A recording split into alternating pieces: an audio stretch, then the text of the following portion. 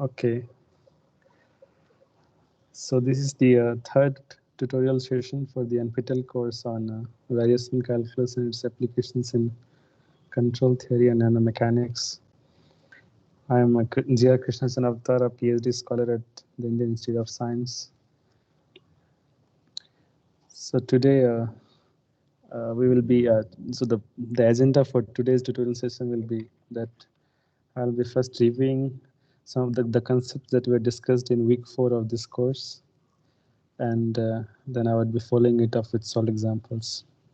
So regarding the concepts, so we would be reviewing constraint extremization, then finite dimensional constraint optimization, then then we will be discussing about isoperimetric problems, followed by some generalization of isometric problems. Okay, so let me begin with constraint extremization. So we are all aware of the fact that the resources are limited in real world. So which leads us to there is always a limited number of options that are available.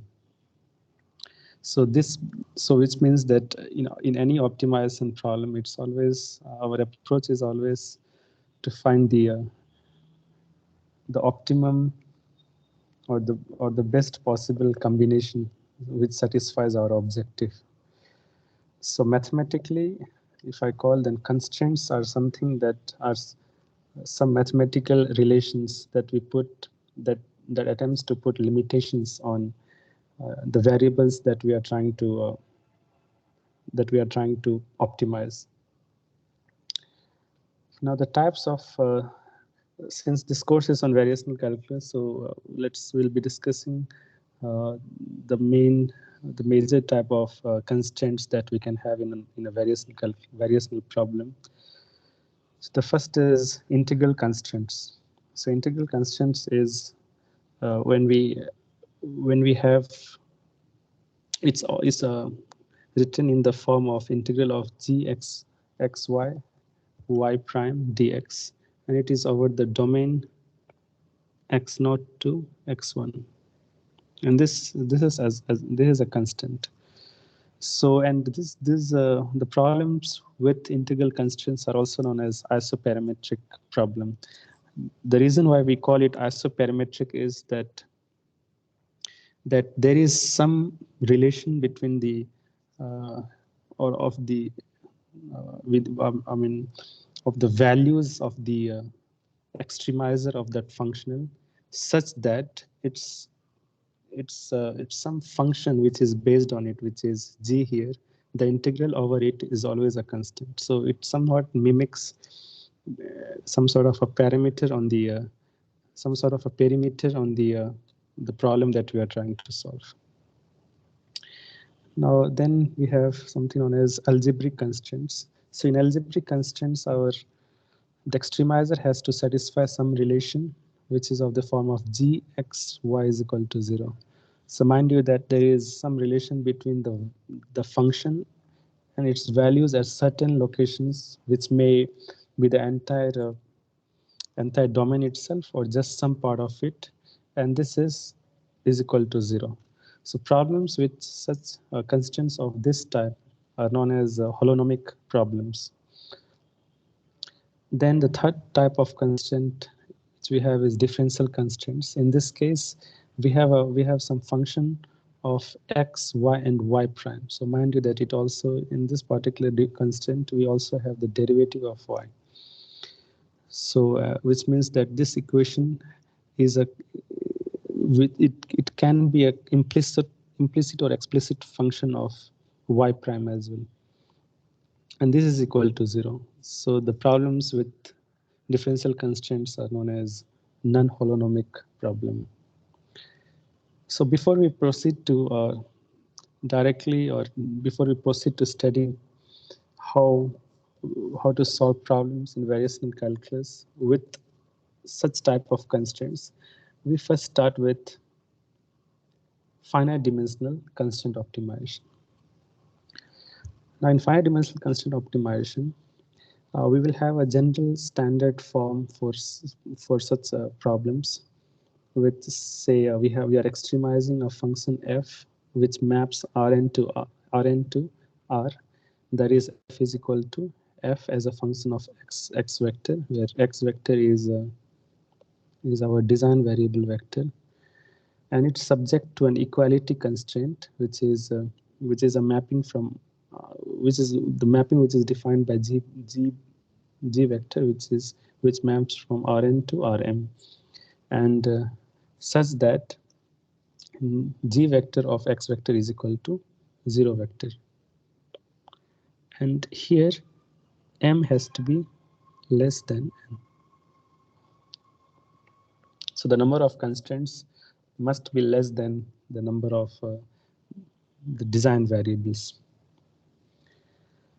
Now let's start with a very basic very basic constraint, which is a single constraint. So in this case, we'll have m is equal to 1.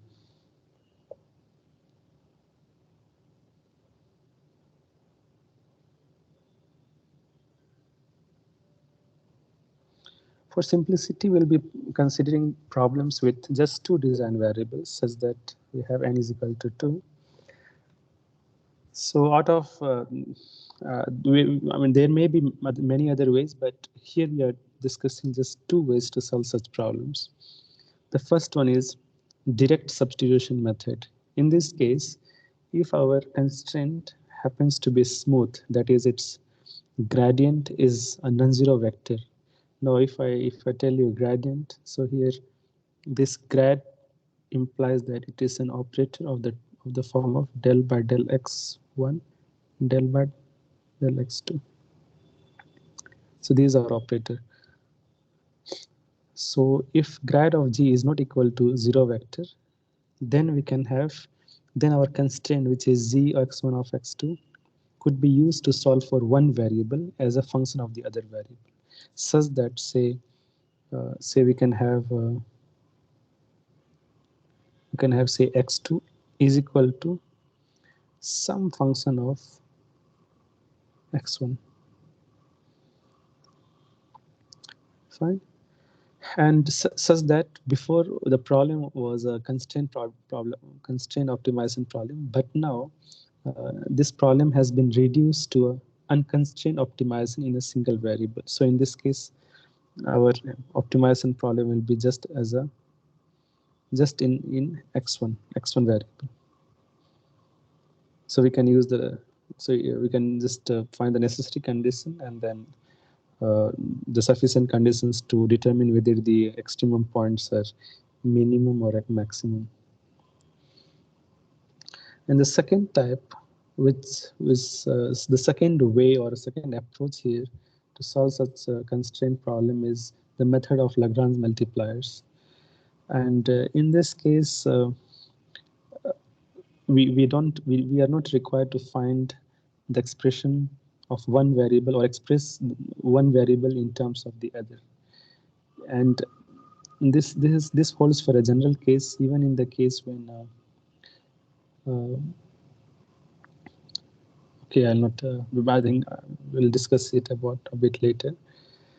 So for such problems, we'll first prescribe our necessary condition for extrema, which is grad of f vector is equal to grad of g vector. And here the multiplicative factor is lambda, and lambda is a scalar and a real number, and it's also known as Lagrange multiplier.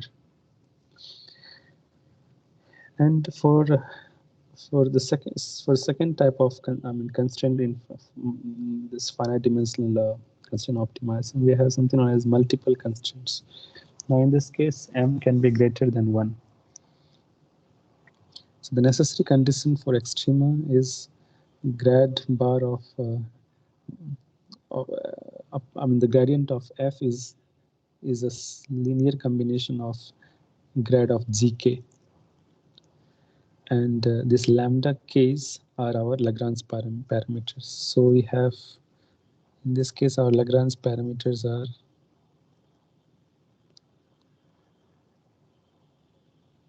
So we have Lagrange multipliers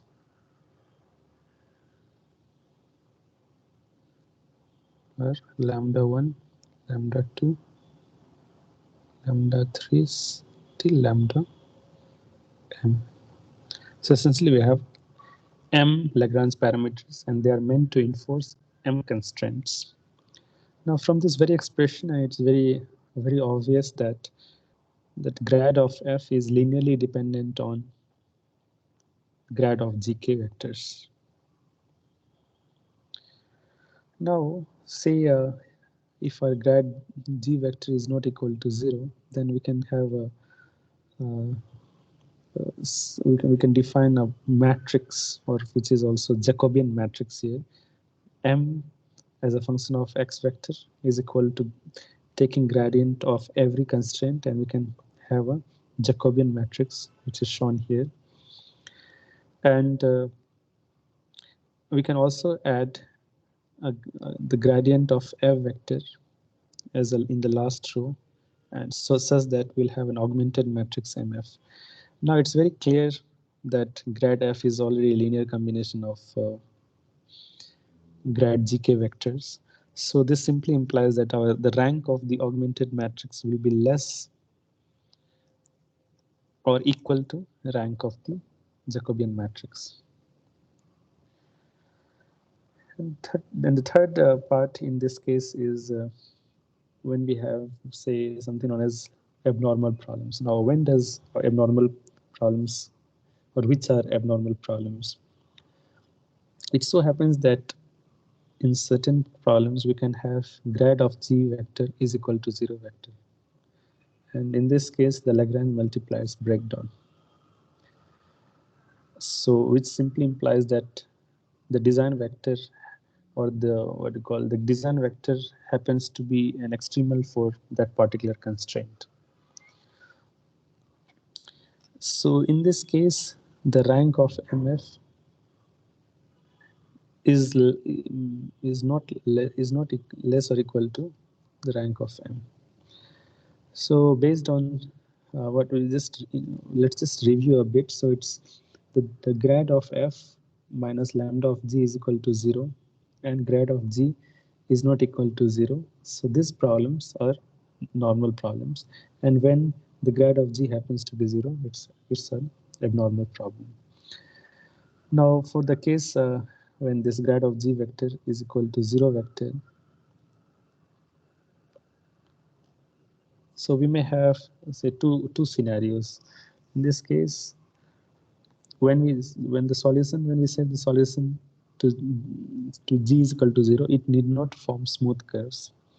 And second thing is, the curves may have corners or cusps. Now let's wade into the isometric or variational constraint extremization in variational problems. So we'll be discussing the first constraint here. If you go back to slide number 3, so we'll be discussing the integral constraints only in this particular tutorial session, and as it has been discussed in the week 4 of this course. So in this case, our variational problem, the general statement for our variational problem is that it essentially is an extremization of the functional jy is equal to integral of fx y prime over the domain whose extremal satisfies two certain bases, which are y of x naught is equal to y naught and y of x1 is equal to y1, and then integral constraint. And this integral constraint is defined as I of y is equal to x naught x1 g of x y prime integrated over the domain is happens to be a constant L. So L here is a constant.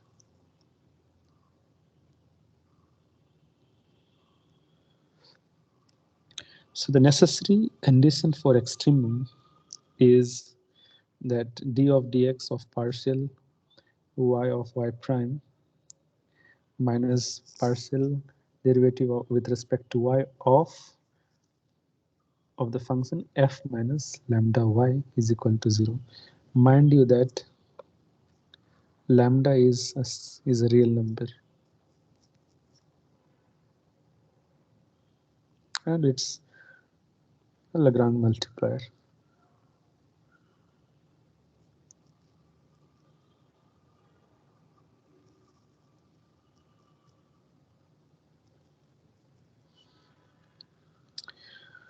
Okay, now let's talk about the generalization of isoperimetric problems. We would be discussing 3 cases here. The first case is problems with higher order derivatives. Now let's consider a functional j of which is defined as function of function f of x, y prime, y double prime. For now, we'll be discussing only derivative of till second order, but we can always generalize it furthermore. But right now, let's only talk about derivatives to second order. And this is subject to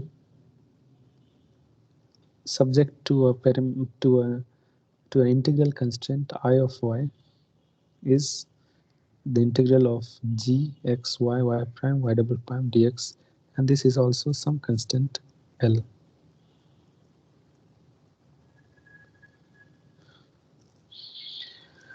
Okay, the necessary condition in this case is also known as Euler-Poisson equation, and this is given as double derivative with respect to x of the partial derivative of with respect to y double prime minus d by dx of dou by dou y prime plus dou by dou y of h is equal to 0, where our h is f minus lambda g. Okay.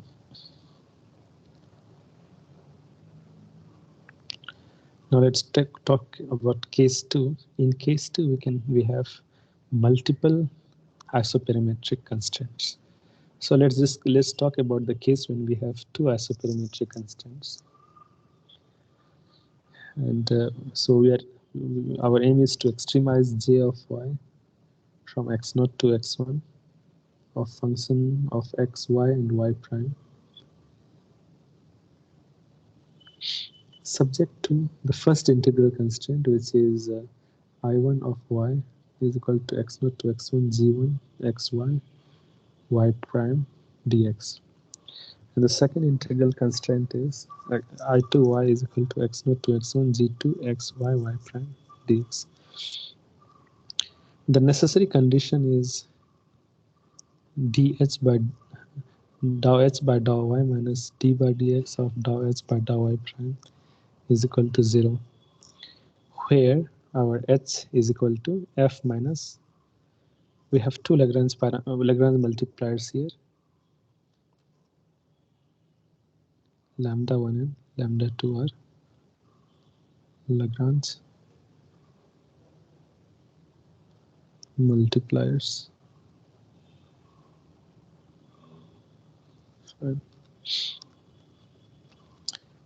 And the third case is when our functional happens to depend on when it has several dependent variables. So a general statement here is extremize j of q vector is equal to the integral over the domain t0 t1 of L, which is a function of t q vector and q dot vector, and q vector is belongs to Rn, and mind you that q vector is a function of t. This functional is subject to an integral constraint, which is iq vector is equal to the integral of g t q vector q dot vector over the domain t0 to t1, and this is the value, it evaluates to a value L, and the BCs are q vector at t0 is equal to q0 vector, and q vector at t is equal to t1 is q1 vector. Okay, so the necessary conditions in this case gives rise to a set of n Euler, I'll just call it n Euler-Lagrange equations.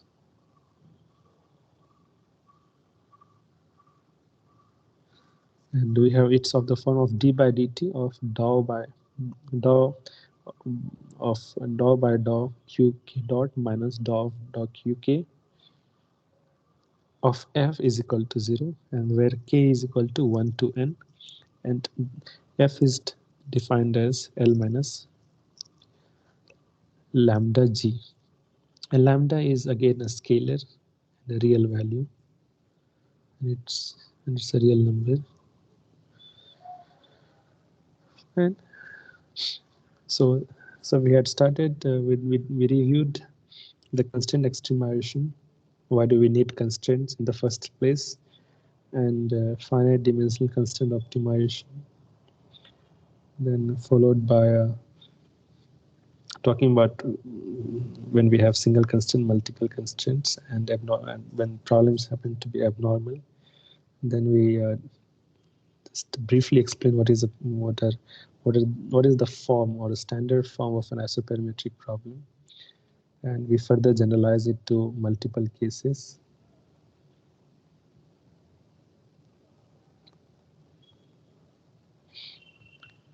And we'd start with case one. Then we with when a problem with I'm discussing about problems with higher order derivatives, and furthermore with multiple isoperimetric constraints, and finally several dependent variables. And I think so. Let's start with solving uh, some problems, just to get a feel of how to solve problems with uh, variational problems as well as finite dimensional constraint optimizing problems. So let's start with solving a few questions on finite dimensional constraint optimizing. So here the first question is, find the dimensions of a cylindrical tin with top and bottom made of sheet metal to maximize its volume such that the total surface area is equal to A naught is equal to 2 pi. And this we are required to solve using two methods. The first is the direct substitution method, and the second is using the method of Lagrange Lagrange multipliers. Okay, so let's begin solving it.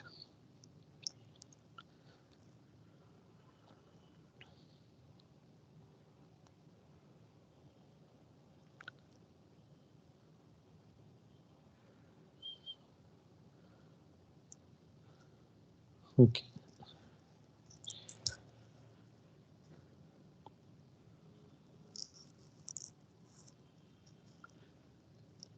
So let's first formulate our problem, because essentially that's what we need to do first. So we are required to find, let's consider a cylindrical tin. You can also call it can, because, but the thing is it has to be closed.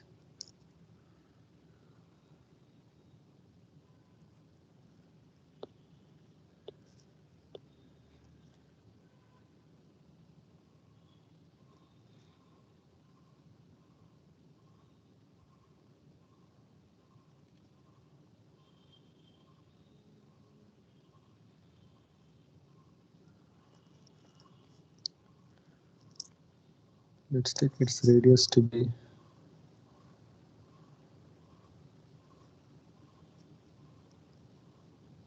x1 and its height to be x2. So x1 is radius and x2 is height of the can. Fine. So this right circular cylinder is defined by two parameters, radius and its height. Okay.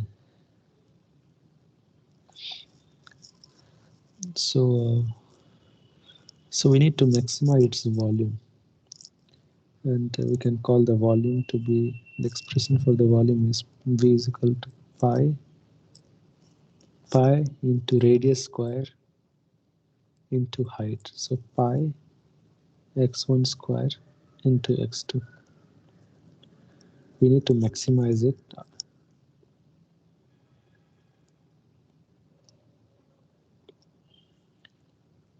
So maximize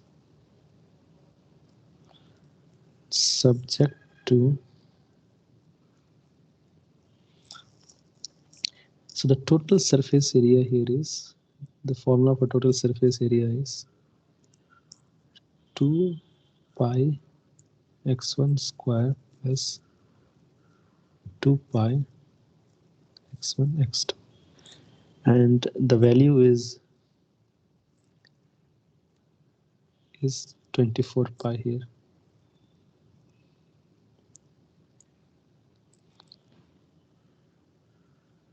And I can call it as 24 pi, or ideally even a note is the same as s. So yeah, nothing to worry here.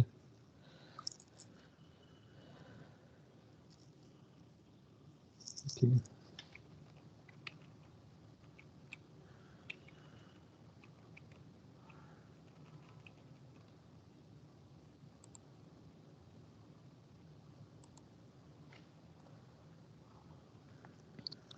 So what we need to do is we need to first express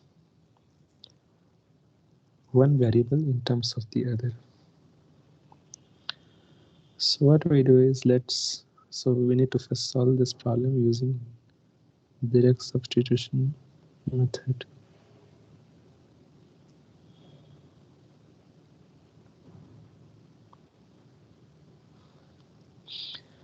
Just for the timing, let's call it A, equation A, and this is equation B.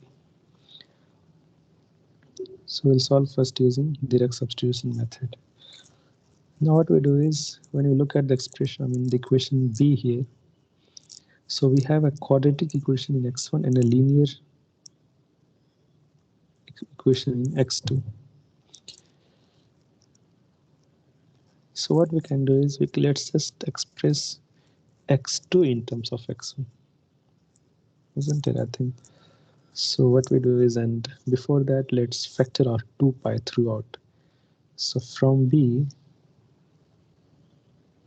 we have x1 squared plus x1 x2 is equal to 12, and let us express x2 in terms of x1. So then this implies that x1 x2 is equal to 12 minus x1 squared, and x2 is equal to 12 minus x1 squared by x1. Fine. Now let's substitute this equation C. Substitute C in equation A, so that we have V is equal to, so before V was a function of x1 square and x2 square, now V will be a function of, say after substituting it here, we have x1 square 12 minus x1 square divided by x1.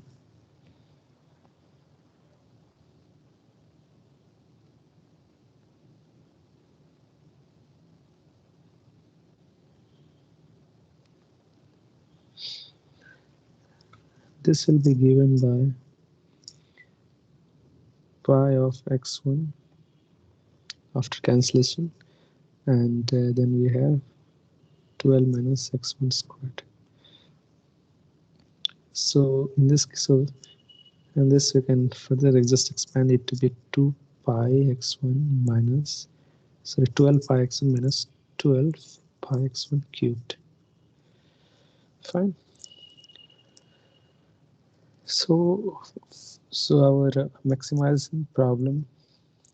So now we have we have a unconstrained problem. So all that we require is to find the maximum of this function v, and v now happens to be v is just a function of x1 now, isn't it? That's very much evident here. x1 only. Fine. Okay. So using the necessary condition of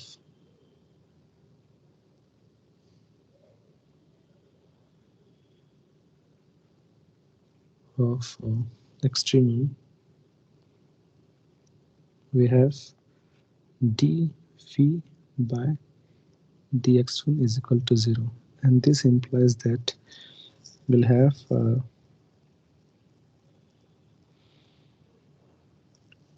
12 pi minus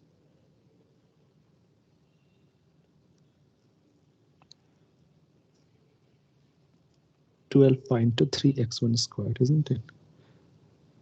12 pi into 3x1 squared is equal to 0. So this implies that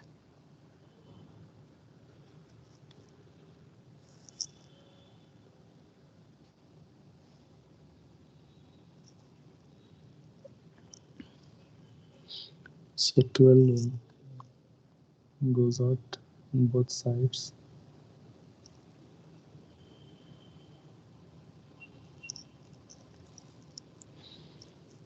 So, sorry, it's okay. There is a mistake here. So it should be just pi into x1 cubed. Fine.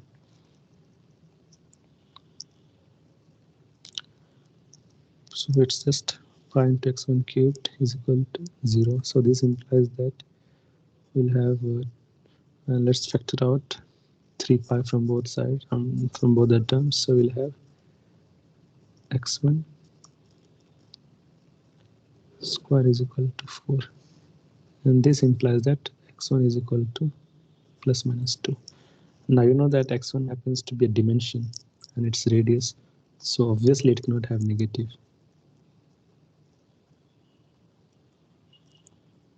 So dimensional consideration, from dimension consideration, although there are 2 points, but we can only have x1 is equal to 2. Fine. Now let's substitute.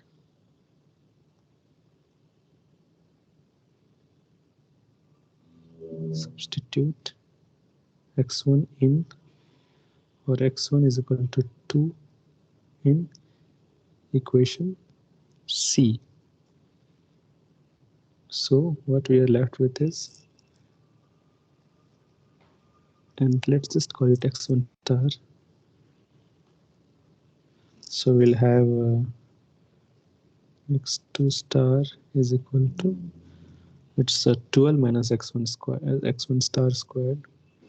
So 12 minus 4 divided by 2, isn't it? So this gives us 8 by 2 is 4. Fine. And you will say fine. I mean, so let me tell you that this is our extremum point, and it also happens to be our maximum. But you'll ask me that fine, but how do I know whether it really maximizes it? Okay, fine. What we do is let's just find the second derivative of with respect to x1, and it's nothing but minus of 6 into 2, so 12, 3 into 2, 6. So we have minus 6 pi x1. Since x1 is this at x star, x1 star, so this is a negative quantity.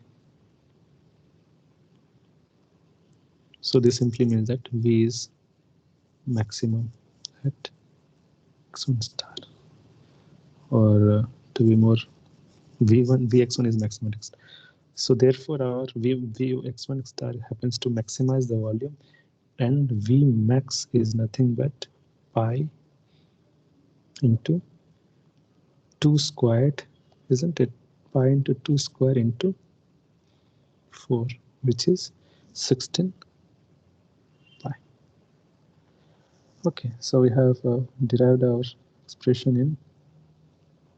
We have found the maximum volume and also the dimensions of the cylinder, which satisfies the given constraint and maximizes our volume. Fine. And this we compute we arrived at these values using our using the method of direct substitution. Now we need to solve the second part of the question, which is to solve the same problem using Lagrange multipliers. Okay, so the part 2 of this problem asks us to solve it using Lagrange multiplier method. Now you'll ask why I'm using just multiplier, not singular but not plural. The thing is, we just have one constraint, so we just need one multiplier to enforce that constraint. Okay, so let's construct an augmented function here, or augmented optimizing function. So let's just call it by some name. We can even call it by say L. Let's denote it by L, and L is equal to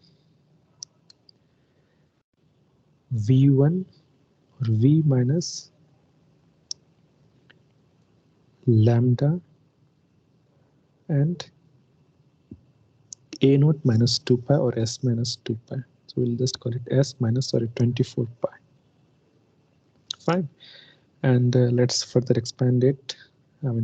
Substitute the expressions for V and S. So we'll have V is pi x1 square x2 minus lambda, and we'll have a very long expression which is 2 pi x1 square plus 2 pi x1 x2 minus 24 pi. Fine.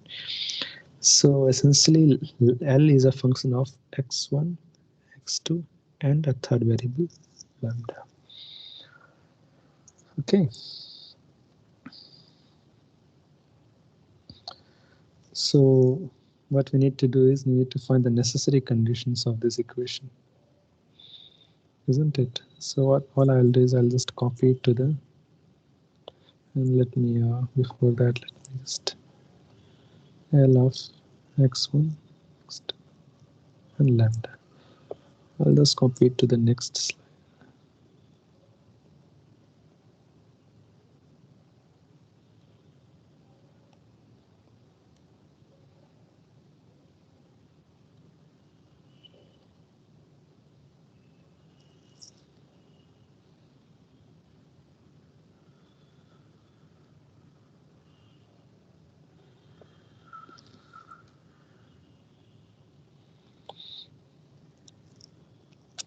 Let's use our necessary condition for extremum. So what are the necessary conditions for extremum?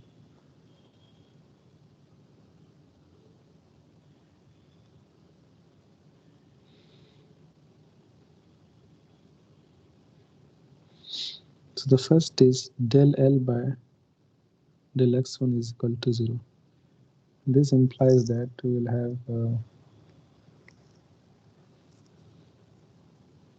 2 pi x1 of x2 minus lambda 4 pi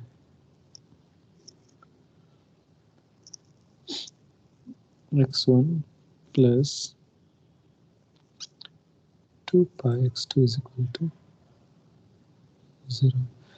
And we can just factor out 2 pi throughout. So we have x1, x2 minus 2 lambda x1 minus lambda x2 is equal to 0. The second equation is x2 is equal to 0. So this implies that we'll have pi x1 squared minus lambda of the first term goes to 0, and the second term is 2 pi x1. This third term is again constant, so its derivative is 0. So we'll have, we'll factor out pi again. So we have x1 squared, isn't it? X1 squared minus 2 lambda x1 is equal to 0. This implies that x1 into x1 minus 2 lambda is 0. Fine. So we have two possibilities here, that either x1 is 0 or x1 minus 2 lambda is equal to 0. But from the very the same argument that we had made in once before, since x1 is a dimension, then it cannot be 0. So we are left with x1 is not equal to 0. So then this implies that x1 is equal to 2 lambda. Fine. And our third condition, third necessary condition is dl by del lambda is equal to 0. Then this is nothing but it just enforces the constraint. So we have 2 pi x1 square plus 2 pi x1 x2 is 24 pi 0. Let's factor out 2 pi throughout. So we have x1 square plus x1 x2 minus 12 is equal to 0. Fine. Yeah. Okay. Now what we do is, let's name it as, let's call it as equation A again. These are equation B and these are equation C. Fine.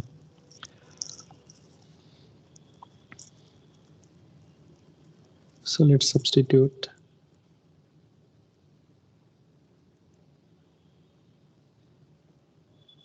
B in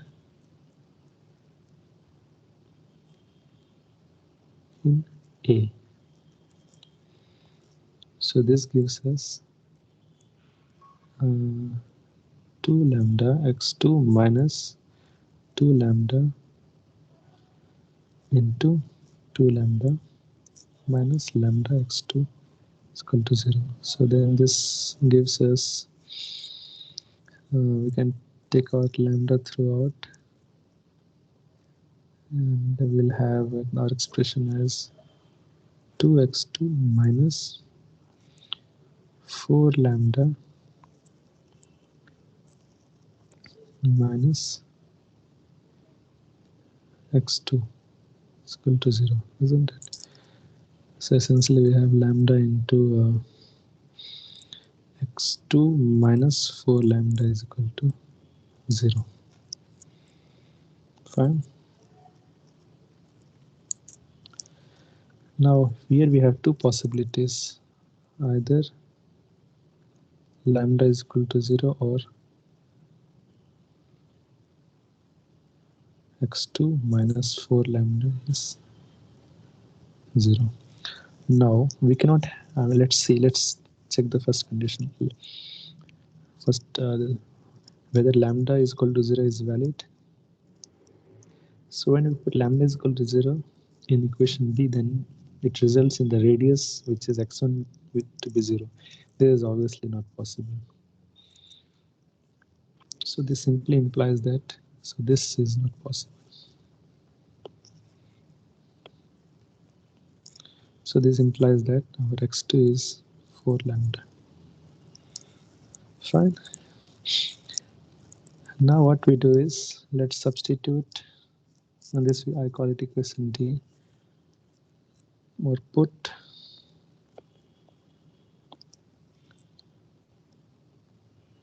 C and D in, not C in D, actually it's B and D in C, to get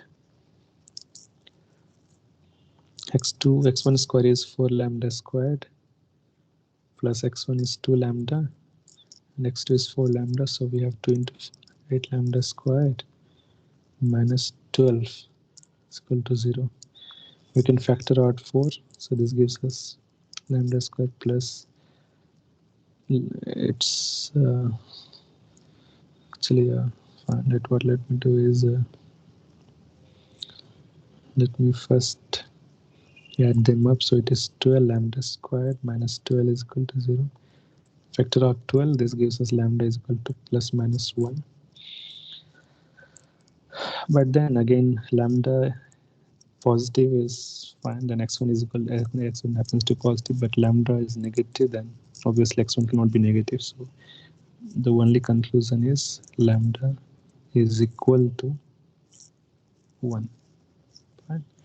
So therefore, x1 star is equal to 2 into lambda star, which is 2, and x2 star is 4 into lambda star is 4. So which means our radius, optimal radius and height are 2 and 4 respectively, and the volume remains this what we had obtained in using the previous method. And we see that the answer is match. So which means this optimal values for x1 and x star, which satisfying the constraint, maximizes the volume of the right circular cylinder. Okay, now let me solve the second problem.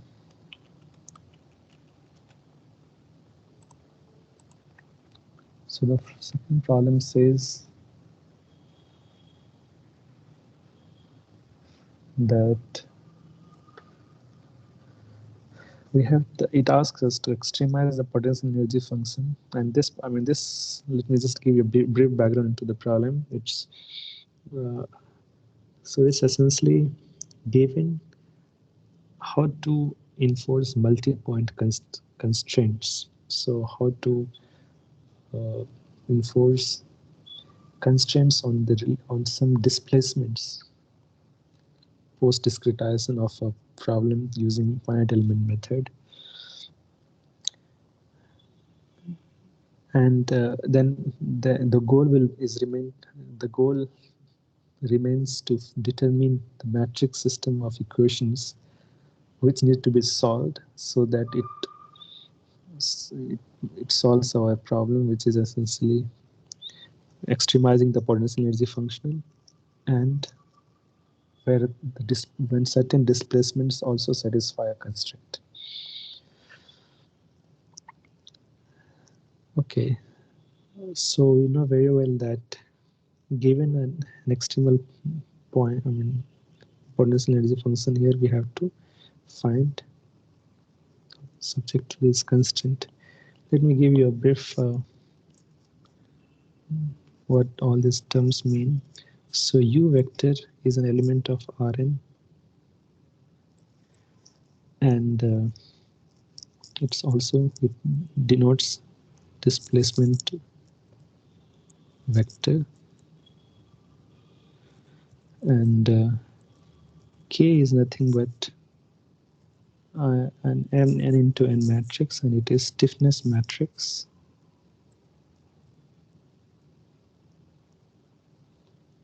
And F vector is our force vector. Fine. And here C is some matrix which just relates some of the displacement vectors, and this C here is an element of R m cross n, and A is some constant vector which is an element of Rm. So A vector is a fixed vector, and here m is less than n. Okay, so let's first construct an auxiliary functional. solution. So we first construct an auxiliary function. Either you can call it a functional or a functional. So here it means essentially the same for this particular problem. Functional or functional.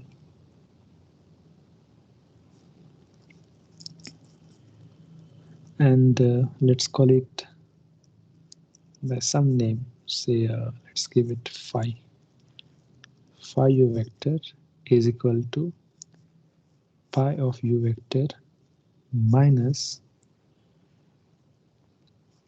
and we are actually essentially we need to find a dot product between the two. So this we can denote in a standard form as, say, some g vector of u to be c u vector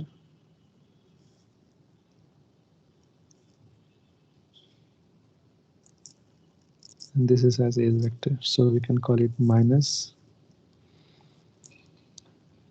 or I'll just call it g vector c vector minus a vector is equal to 0 vector. So essentially we have dot product of lambda vector comma g vector. Now you'll ask me why am I having lambda as a vector? Because the thing is, although it looks like it's a single constraint from the expression, but to actually understand it, you need to decompose it component wise. So C happens to a matrix of size m into n. This C, and U is n into 1 vector, and A is, and I'll just C is a rectangular matrix. It should look like a rectangular matrix. Something like this, yeah. N into 1, U, M into N, and A is M into 1. Fine. So when we look at row wise, then what we say is there are m constraints here. So we have m rows, so which means we have m constraints. So we know that to every constraint we need to have a corresponding Lagrange multiplier, and that's the reason we have m lambda or m multiplier, m Lagrange multipliers. So it simply means that we have our Lagrange multiplier lambda is a vector in itself. Okay, so and this we can express in terms of, I mean, another expression as a lambda u vector minus lambda vector transpose and g vector, which is a function of u vector. Fine. And let's put on all the substitute the corresponding expression. So it's half u transpose k u transpose minus u transpose f of f vector minus lambda transpose into cu to minus c vector. Okay.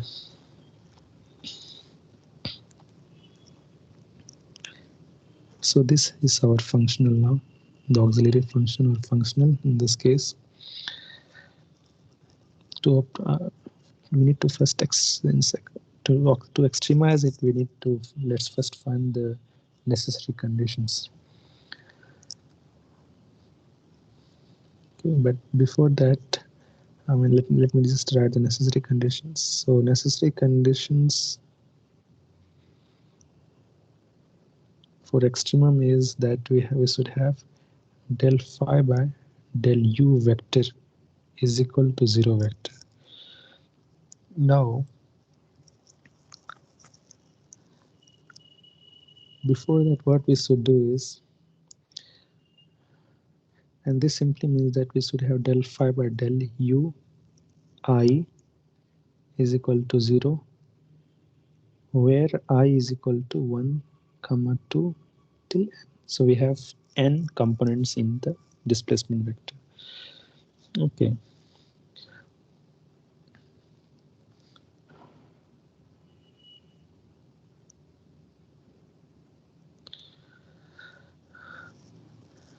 To carry out that expression, let me use something known as let me express phi in terms of an indicial notation, which if you are not aware of, please you would find some good tutorials or good lectures on how to use indicial notations.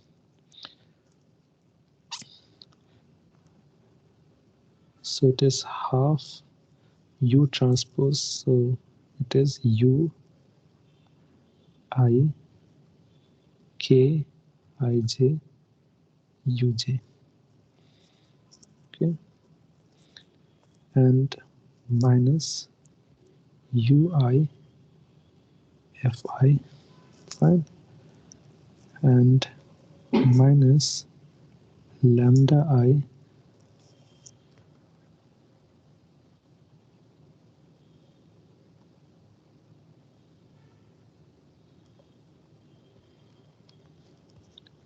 and we can have since and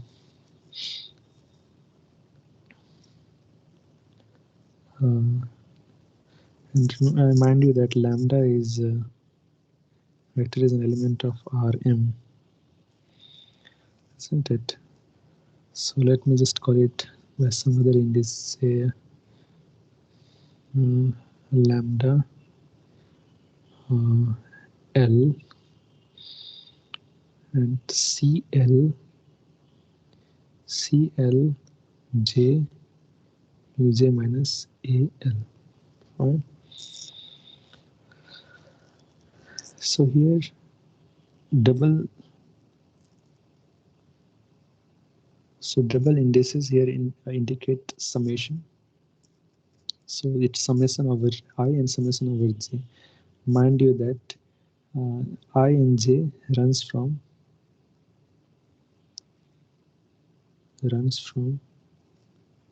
1 to n, and in this case we have L. So here also we have since we have repetition of L, so it indicates that there is a some implied summation over L in index L and implied summation over index j. And for lambda L and AJ AL, then after post multiplying this also means the same. Okay, but let me just first expand it further to so that you become more comfortable. Ui Kij Uj minus Ui Fi minus lambda L CLJ Uj minus lambda L AL. So here implied summation over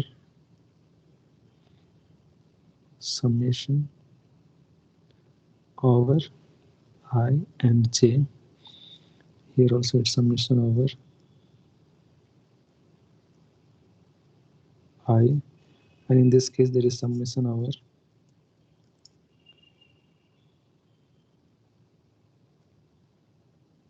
L and j, and here is summation over j, summation over L. And mind you that I and j runs from the indices I and j runs from 1 to n, and L runs from 1 to m. Fine. Okay. Now let's go back to our necessary condition. It says that you have to find the partial derivative of phi with respect to ui for every I. Okay, and then what we do is del phi by del u I is nothing but half. First we'll use the product rule, so it's half of uh, kij plus kij uj plus Kij, it is Uj, sorry, Ui, and Kij, and del Uj by del Ui is nothing but delta Ij. Fine, and minus Fi minus lambda L CLJ delta Ij minus, again both these terms are constants, in a sense that they are independent of u. So this will evaluate to 0. So partial derivative of lambda L AL with respect to ui is 0. So we don't need to use it. And this is given by half of Kij Uj plus, let's use the substitution property of delta.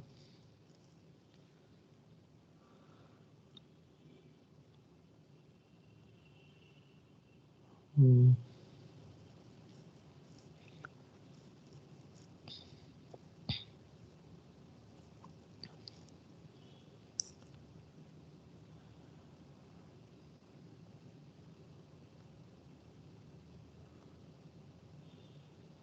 isn't it? So what I do is, I think a better way would have been to, since it's creating some conflicts, let's take u. I'll just remain it here. It has, this is just to avoid certain confusions that you may have. And let me call the necessary condition with respect to k. So it is, we go back again. Fine. So with respect to del u, dou of ui by dou uk is delta ik. Fine.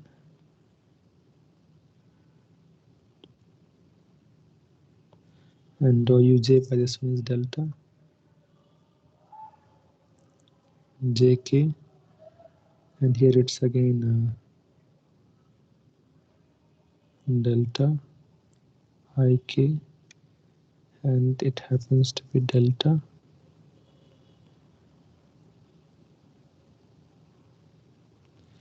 and k is equal to 1 to n. Fine. So here what we have is, using the substitution property, we'll have k small k into j uj plus ui, isn't it? And k I small k. Fine. Minus f of k minus lambda l c l k. And we know that k's stiffness matrix is also symmetric. So stiffness matrix is symmetric. Fine. So here what we can have is, this we can write it as ui k small ki, and this, you know that it's nothing but ki ui, and there is a summation summation implied over I. So, and summation, whenever there is a summation implied, we can always replace both those indices, both the same indices with another indices, because ultimately they are just dummy indices. So we can just call them I is equal to 0. So essentially we have half of kki kkj uj plus k kj uj, and essentially, so this becomes 2 into this one, so we'll just call it as kkj uj minus f of k minus lambda l clk, isn't it? And this happens to be, and what we do is, let's simplify, so such that in every term we'll have uh, case to be coming in front. So I mean, case will be the first index in every term, and this helps us to enforce our to construct our matrix equation. So I'll just call them that we can even write it as k small kj uj minus fk minus c transpose of kl into lambda l is equal to 0. And this is for k is equal to from I to n. And I forgot to write one more necessary condition. Then other condition is del phi by del lambda vector is also equal to 0 vector. So this is nothing but del phi by del lambda L is equal to 0, or I will just call it say by other some other number, maybe some other letter which is P, and where P is 1 to M.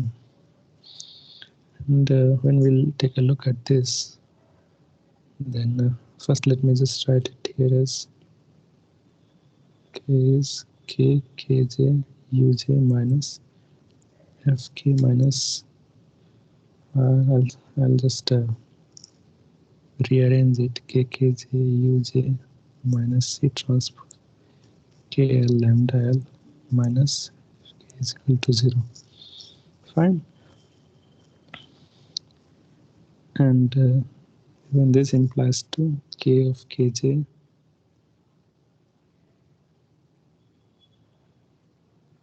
c transpose kl lambda l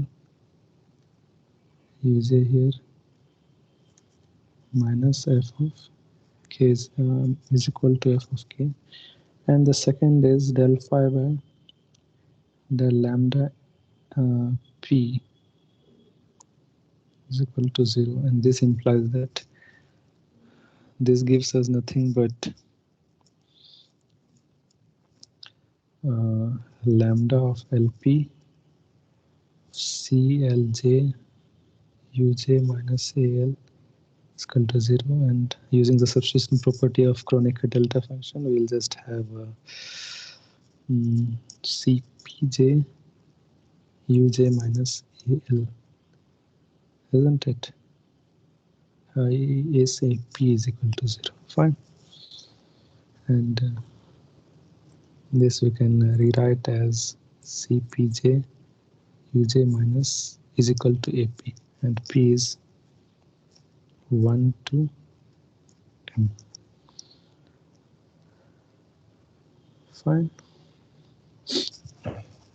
Now using equation A and set of equation 2, we can construct a matrix of this form.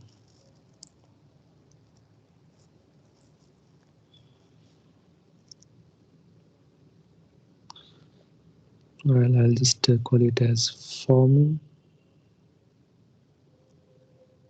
matrix equation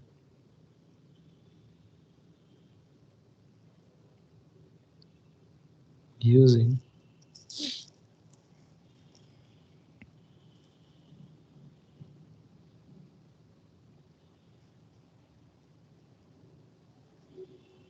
equations 1 and 2.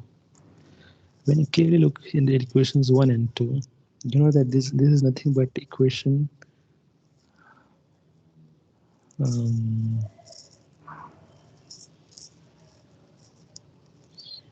when you look at equation number 1, what you clearly see is it's nothing but an indicial notation of k vector, sorry, k matrix into u vector minus c transpose lambda vector is equal to f vector. So this is equation 1. When equation 2 is when it's essentially the same equation, same constant equation. So here we can just call it as c u vector is equal to a vector, right? And we can construct a combined matrix equation of this form. So it is k I'll just first let me write as our variables first, and this is actually a matrix of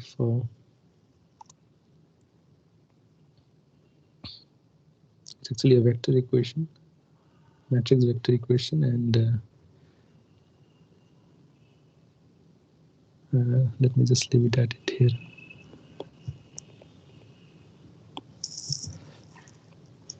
The first unknown vector is u vector. I mean, just while rearranging it, and this we'll call as lambda vector. Okay, let's look at the matrix version of equation 1. So it is k into u vector minus c transpose lambda vector is equal to f vector. Fine. And the second matrix version, second equation is c into u vector, but lambda vector doesn't appear in the second equation. So we'll just multiply it with a zero matrix here, and is equal to m. And here zero matrix is an element of m into m.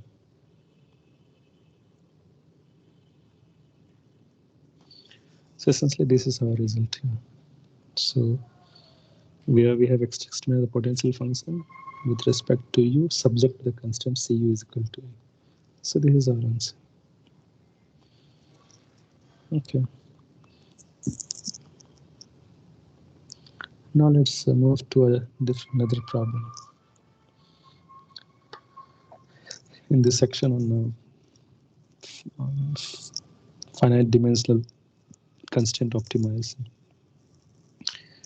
Okay, now here we are asked to minimize f vector is equal to half of x1 vector plus x2 vector plus x3 vector subject to two constraints. I won't be solving the full equation. Let me just give a brief overview as to how to solve this problem, since we are short in time. So we need to first construct an augmented equation. Sorry, augmented function.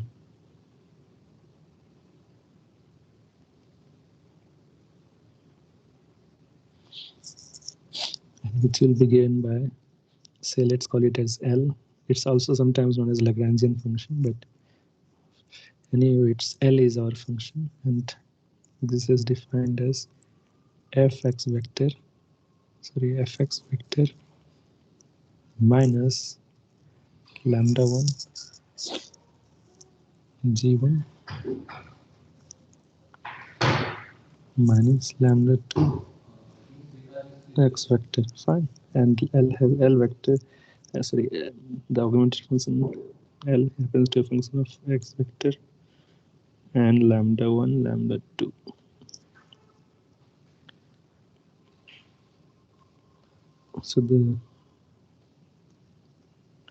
So let's substitute the expressions for f. F is half of plus x2 squared plus x3 squared minus lambda 1 x1 minus x2 minus lambda 2 x1 plus minus 1. Fine. So the necessary conditions are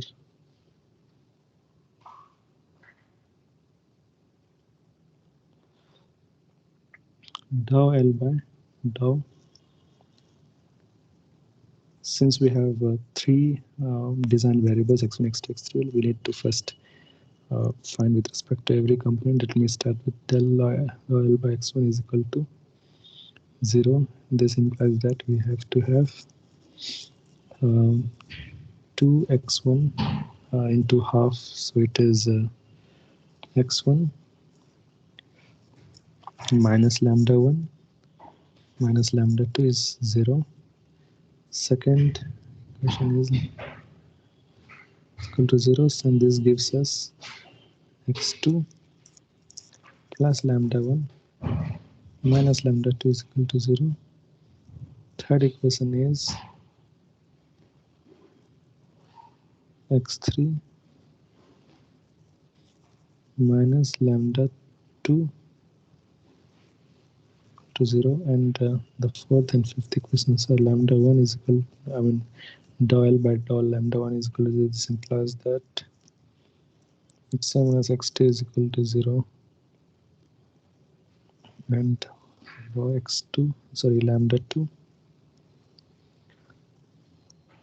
is equal to 0 implies that we need to have x1 plus x2 plus minus 1 is equal to 0.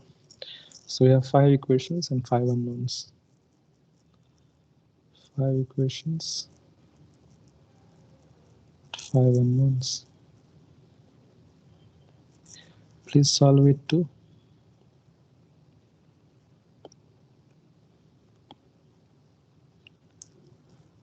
Please solve all these 5, I mean this the set of equations to obtain x1 star, x2 star, x3 star, and lambda 1 and lambda 2 star. Okay. So with this, we have ended our problem solution for this section on finite dimensional constant optimization. Now let's begin with solving our problems corresponding to isoperimetric problems.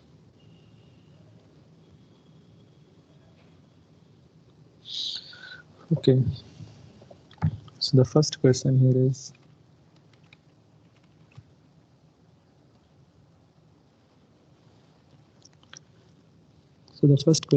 asks us to, it says that consider the functional j of xy is equal to xy dot minus x dot y over the domain t0 to t1, where x and y are both functions of the independent variable t.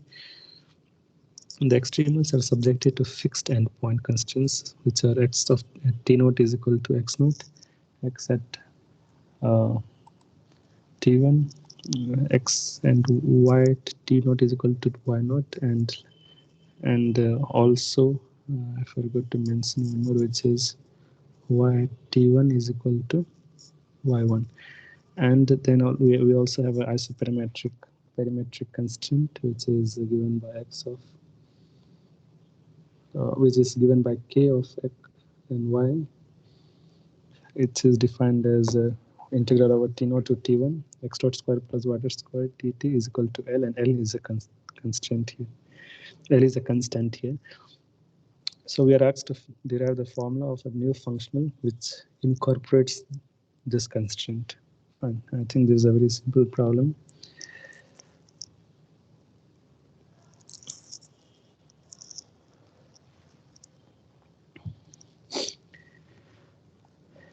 Okay, let's construct an auxiliary functional.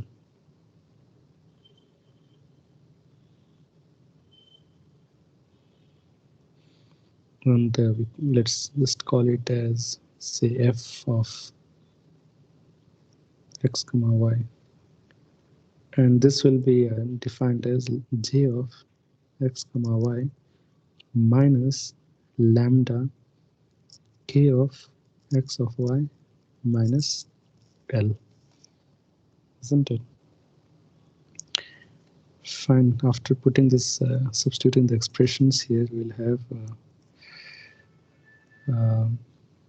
let's write the final expression 0 t naught to t1 x y dot minus x dot y minus lambda of root over x dot squared plus y dot squared dt plus lambda of L. Fine. So this is our formula for the new function which incorporates the constraint. And when we look at it, when we have take a look at it clearly, we see that we have two dependent variables,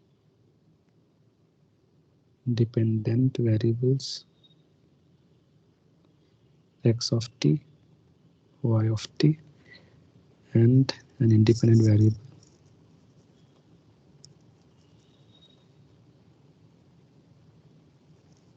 which is t. So if we are say even asked to determine the Euler-Lagrange equations. So we'll have Euler-Lagrange equations will be d by dt of dou f by dou x dot minus dou f by dou x is equal to 0, and this implies that, sorry, it should not be f. Let me call it something else. Let me first define what. So this will be our new functional.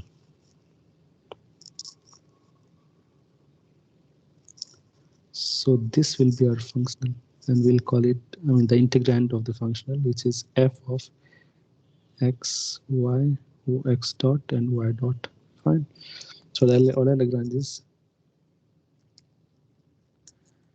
and when we take the first derivative partially with respect to x dot, we'll have minus y d by dt of minus y and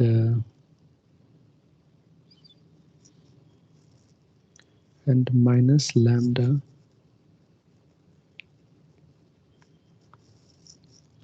into x dot by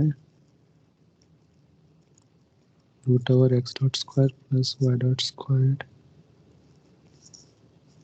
and then we have minus del f by del x, so which is nothing but minus del f by del x is, so dou f by dou x is y dot. So this is our first Lagrange equation, and Euler Lagrange equation, the second is minus dou f by dou y is equal to 0, then this implies that d by dt of x and minus lambda y dot by root over x dot squared plus y dot squared minus, and dou f by dou y is minus x dot.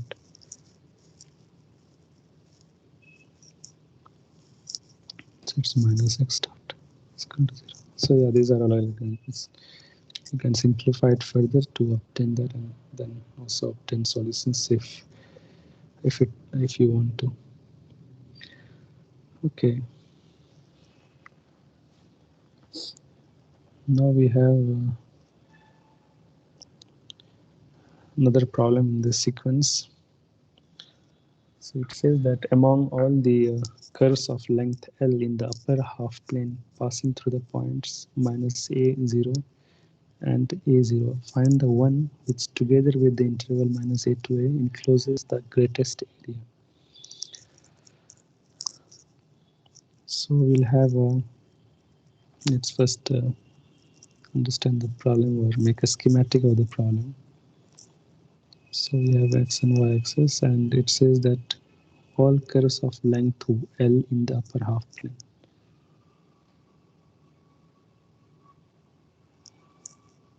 So it's some curve minus a to a, and this is the origin to a to a. So it says that we are all these curves from which connects points minus a0 and a0 are of length L, and of all that we need to find that which together with the interval minus a, which together with this particular interval encloses the greatest area. So this is the question. Fine. So we first need to formulate the problem.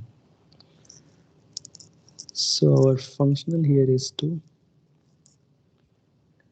we are essentially our goal is essentially to find y is equal to y of x, isn't it? That's our goal here. And so it's y, and we have to find the closest greatest area. So the area under this curve, which is this, is given by integral from minus a to a of y into dx. Fine. And with boundary conditions, BCs are y of minus a is 0 and y of a is also 0. And our integral constant is, so essentially we have fixed endpoint conditions, isn't it?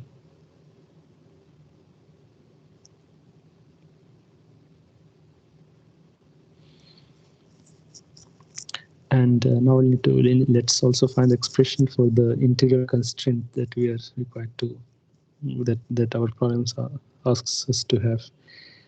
So we'll have I. So say any segment, we'll call it a ds along this curve of length ds using let me zoom this. So this segment is ds and the vertical component is dy and horizontal is dx. So from the Pythagoras theorem we have ds squared is equal to dx squared plus dy squared, and this we can write it as uh, 1 plus dy by dx whole squared into dx squared, and taking the root square root on both sides, and since we know ds has to be greater than 0, so we'll only take the positive root, and which is nothing but 1 plus, and we'll denote dy by dx as y, so y prime, so it is dy prime into dx. Okay, so we'll have the constraint from here, the length of this curve. So the length is given by from minus a to a, ds is equal to minus a to a, and ds is root over 1 plus y prime squared into dx, and this is given to be small l. Fine. Now let us determine our, let's find out what our auxiliary function will be. So the auxiliary function here is,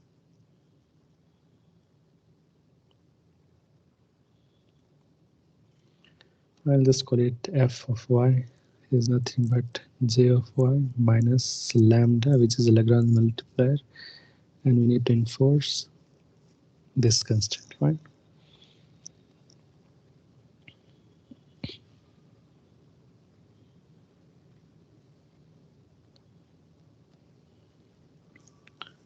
And we can just substitute the expressions here, and it will be minus a to a and y minus lambda into root over 1 plus y prime squared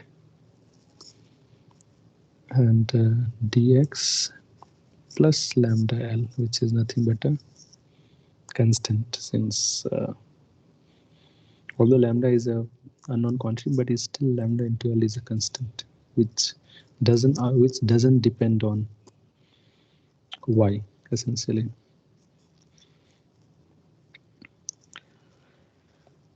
Okay, so we'll just call this as f of y prime, isn't it? Okay, and what we clearly see here is that this expression here is independent of x, isn't it? So CF is independent of x, and it's very much evident from our function integrand here. So we can use our what we learn as you can use Beltrami's identity,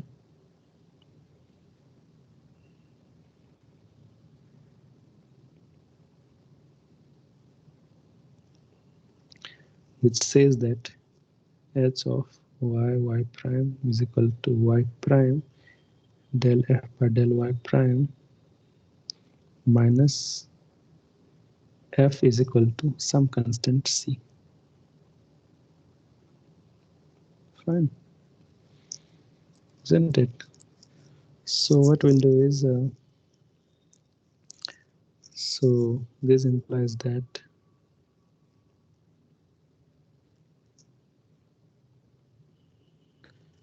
y prime of del f by del y prime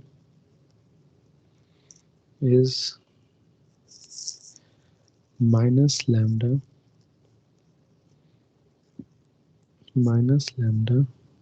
y prime divided by root over 1 plus y prime squared. Right? Isn't it? This is the case. Minus of, and we need to again expand this. So we'll just have to take this expression here. So it is y minus lambda root over 1 plus prime square. And there is nothing but a constant c. Okay. So what we do is, let's take, and this we can write it as minus lambda y prime squared by root over 1 plus, okay, so here it should be lambda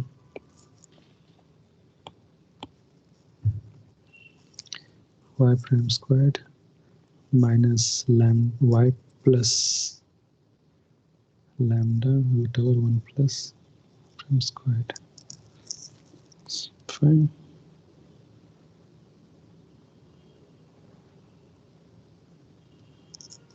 It's equal to c.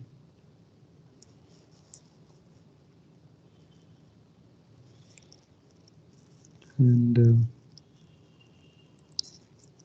we'll take factor of root over 1 plus squared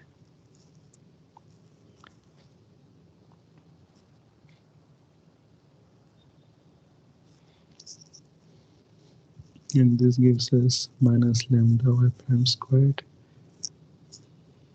uh, plus lambda into 1 plus y prime squared. So it's equal to c. So we are left with lambda by root over 1 plus y prime squared minus y is equal to c. Fine.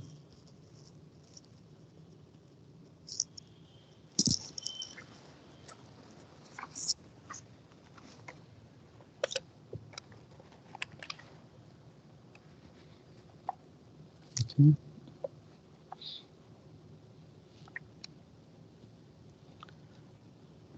And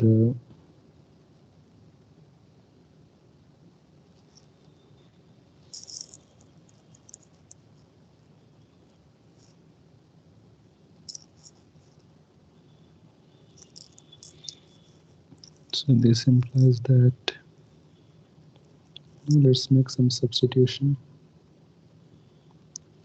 which is let's take y prime is equal to tan of theta. So then this gives us, the above equation becomes lambda by sec theta minus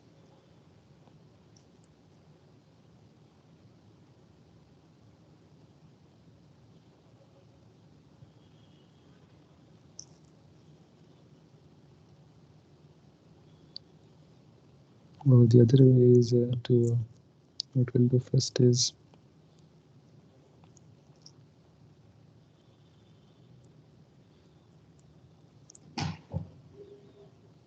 lambda by root over 1 plus y prime squared is equal to c plus y. Taking squares on both sides, and this gives us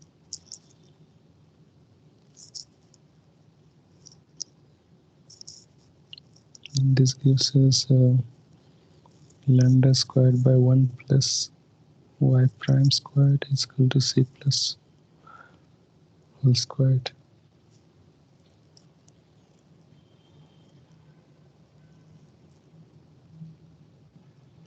This is a bit complex to solve. So let's take another route. Let's just find our Euler-Lagrange equations.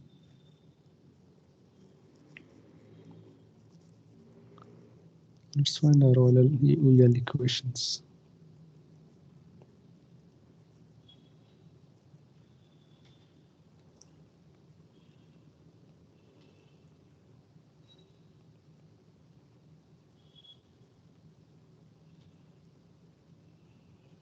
So our function here is uh,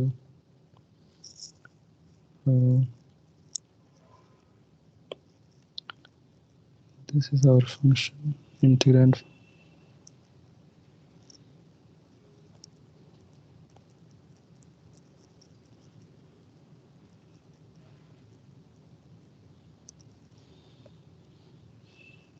So we have f Euler-Lagrange equation will be d by dx of del r by del y prime minus to 0. This implies that d by dx of um, it's nothing but minus lambda y prime divided by tau 1 plus y prime squared minus of del r by del y is 1. So it's minus 1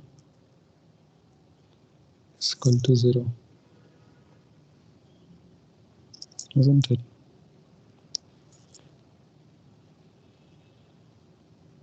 It's fine.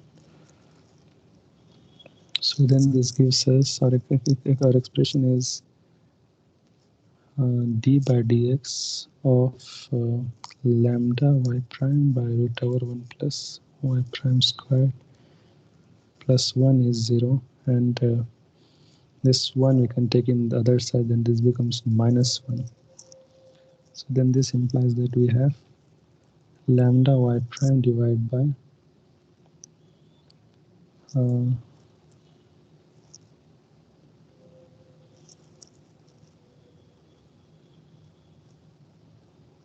root over 1 plus lambda y prime squared is equal to minus of x plus some constant c1. Fine. And now what we can do is let's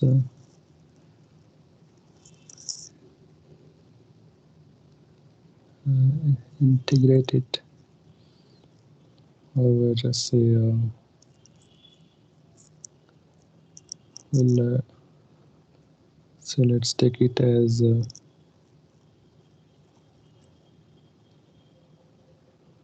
multiply on both sides by uh,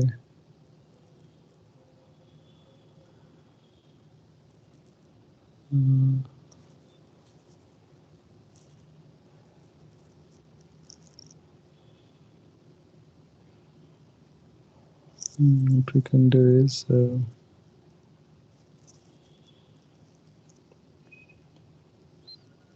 first take a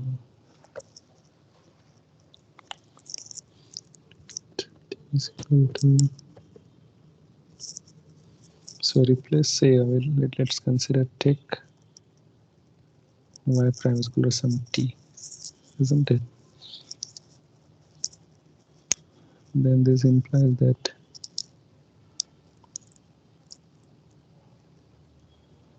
um, this let's take as 1 plus y prime squared to be something on some t squared. So then this gives us 2y prime dy prime is equal to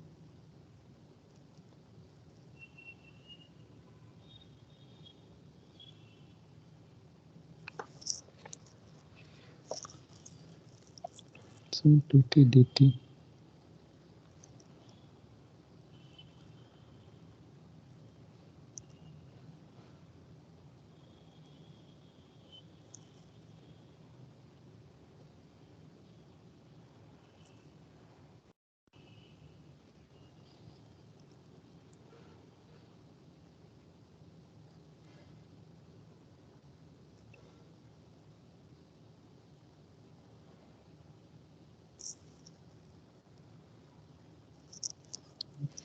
And then so it looks like this every complex substitution, we need to do it. So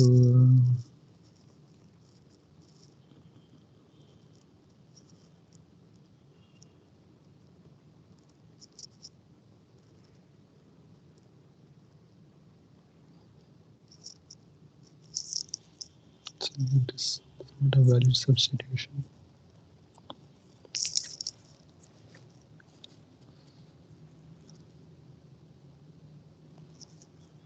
So what we can do is let's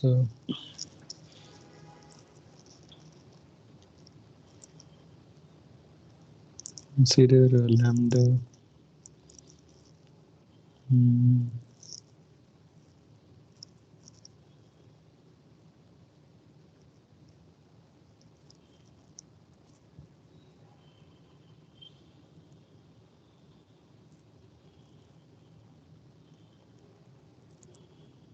to do this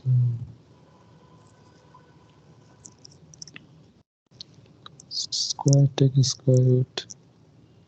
So take a square on both sides. 1 plus m squared is equal to, now it x minus c1 squared is essentially remains the same. Upon rearranging, it will have some lambda squared and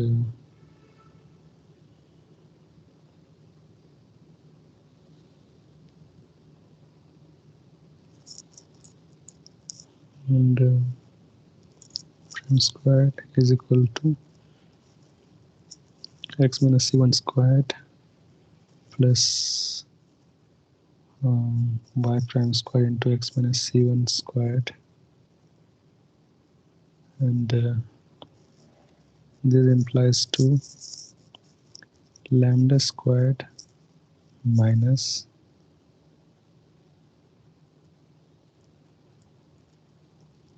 x minus c1 squared into y prime squared is equal to x minus c1 squared. So we need to find y prime squared. So y prime is defined as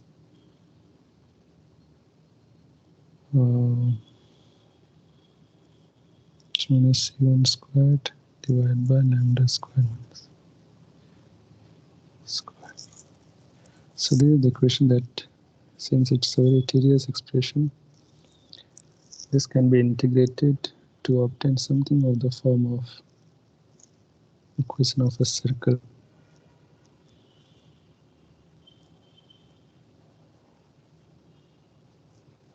is equal to lambda squared.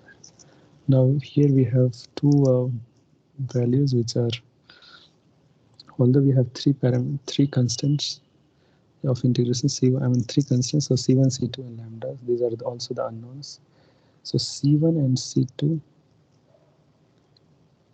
and lambda are can be obtained from, or obtained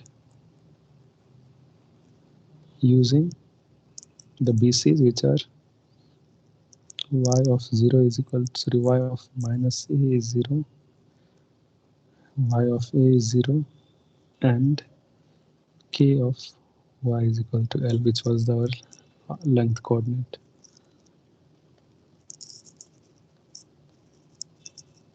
which is our, the which is in this case is just I. So we'll have I. So this is our isoperimetric constraint. Okay. Well, let's just solve one more question before we end the session. So here the problem asks us to solve the extremes of the functional jy is equal to 0 to 1 y prime squared plus x squared into dx, subject to the conditions y of 0 is equal to 0 and y of 0 is equal to 1, and the integral constant, which is iy, is over y is y squared over then domain 0 to 1 is equal to 2. So let's construct the auxiliary equation, or the auxiliary functional, so to speak, So the auxiliary function, we can call it as a f of y. There is jy minus lambda I of y and minus 2, isn't it? So we'll substitute the expressions for j and I here. So we'll have 0 to 1 and y prime squared plus x squared minus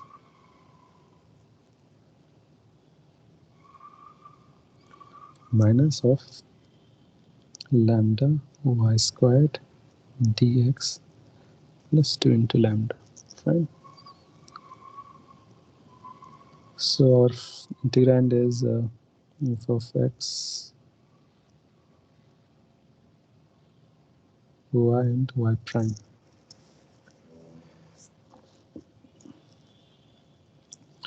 So let's find the Euler-Lagrange equations. Equation here, it will be given by d by dx of by dou y prime minus x equal to 0. So then this implies that we have d by dx of 2 into y prime minus, so this dou by dou y, this is 0, this is 0, and this one will be minus 2 lambda y is equal to 0. Factoring out 2, we'll have double prime plus lambda y is equal to 0. And as you recall, I have solved this problem already. We can have this, we had solved similar problems in our first tutorial session. Now here we can have three cases for lambda. Lambda can be greater than 0. This lambda can be greater than 0. Lambda can be equal to 0 and lambda is less than 0. Let me start with lambda is equal to 0. Lambda is equal to 0. When we have lambda is greater than, we have y double prime is equal to 0, isn't it? So this evaluates to a linear function. So y of x is a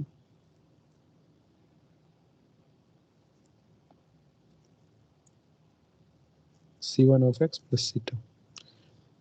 Using the conditions we have, y of 0 is equal to 0 and so this evaluates to c2 is equal to 0 and y of 1 is also 0. So this simply means that even c1 has to be equal to 0. So essentially this makes that y of the function is 0 throughout. However, this doesn't satisfy the isoperimetric constant, doesn't it? You can see it clearly that the integral constant is y squared has to be over the domain has to be 2, but in this case it will be 0. So this case is ruled out. Lambda is not equal to 0. Fine, this is ruled out.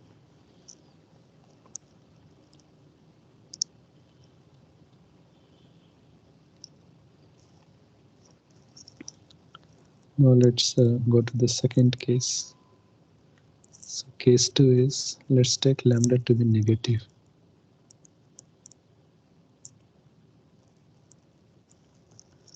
So then this means that what we can say is this implies that lambda we can express it as some minus of omega squared. Fine, some minus where omega squared will always be positive, so minus of omega squared. Fine.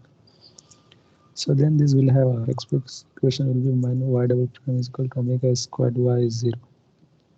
The general solution to such problem is y of x is equal to c1 e to the power omega x plus c2 of e to the power minus omega x. Fine. Let's put the first BC, y of 0 is equal to 0. Then this simply implies that c1 plus c2 has to be equal to 0, and we can have where c2 is equal to minus of c1. The second condition stipulates that y of 1 is equal to 0. But this simply implies that we'll have c1 e to the power omega plus c2 to the power minus omega is equal to 0, and then after putting the c2 is equal to minus c1 here, we'll have c1 into e omega minus e to the power minus omega is equal to 0.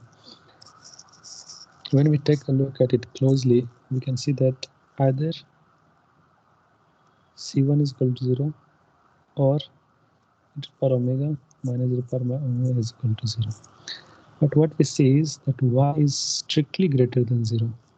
I mean, omega is strictly greater than 0, isn't it? So this simply means that this term not possible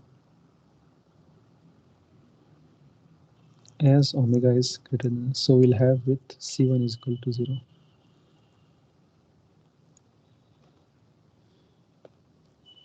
isn't it? So this simply means that when c1 is equal to, then c2 is 0. So this implies that y of 0, sorry, y of x is 0 throughout, and which similar to the previous case, it doesn't satisfy the isoperimetric constraint. So this is also y is not equal to 0. Fine.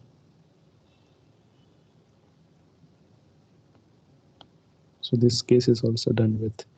So the last one is y is greater than 0. So this means that we can have lambda is equal to omega square, and we can take omega to be greater than 0. So our equation will be, differential equation will be, whose general solution is a cos omega x plus b sin omega x. Fine. We'll have boundary condition is y of 0 is equal to 0. This implies that a is equal to 0, y1 is equal to 0, implies that b sin omega is 0, which implies that either b is equal to 0 or sin omega is equal to, again b is equal to 0 will simply mean that a and b are both 0. So it simply means that yx is 0, which will not satisfy our isoperimetric or integral constraint. So this is not valid. So therefore we'll have our sin omega is equal to 0, and this means that omega is equal to n pi, and n could be is an element of integer, set of integers. Fine. Fine. So what we have is y of x is equal to b sine n pi of x, isn't it? To determine b, we need a isoperimetric constraint.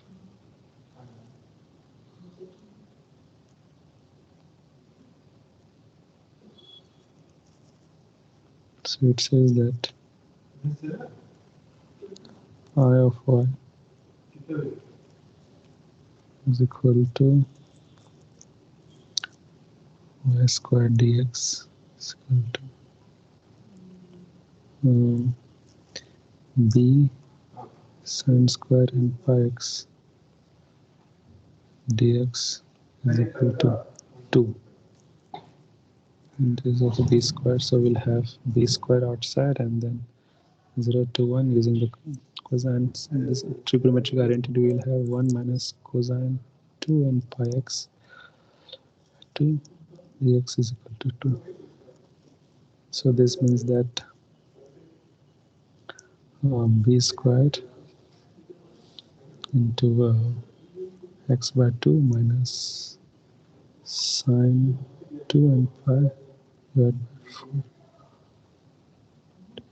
root 2. So this simply means that b squared, and this is 1 by 2 minus sine at x is equal to 1 is 2 and pi, and then so this is 0, and otherwise also it's 0 at even x is equal to 0. So we are left with b square is equal to 4, b is equal to plus minus 2. So therefore our extremizer which satisfies the given parametric constant is y of x plus minus 2 sine n pi of x, and n is an element of set of integers.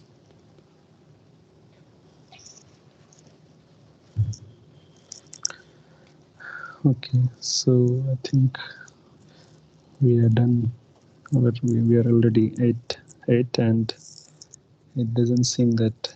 And I hope you have, I mean, does anyone have any doubts, so to speak?